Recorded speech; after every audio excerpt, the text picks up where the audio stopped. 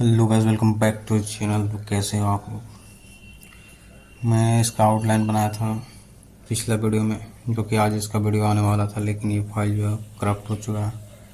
मुझे नहीं मालूम वो कैसे हुआ, क्यों हुआ, लेकिन मैंने उसका फिक्स करने का भी बहुत ट्राई किया, लेकिन वो नहीं हुआ।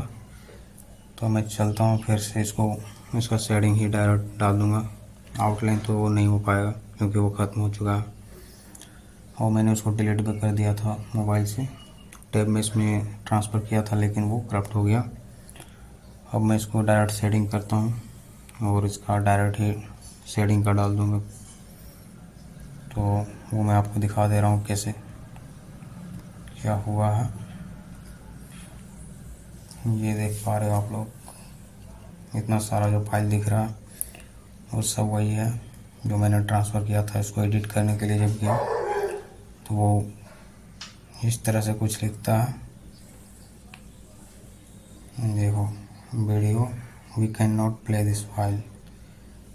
ये सारा ऐसे ही हो गया, तो वो ख़त्म हो चुका है। अब कोई उपाय नहीं मेरे पास, तो मैं उसका दोबारा से मुझे बनाना पड़ेगा शेडिंग का।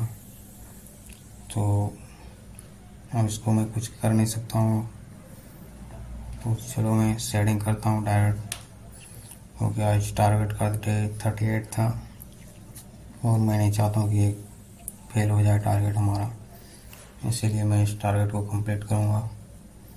चलो स्टार्ट करते हैं फिर से।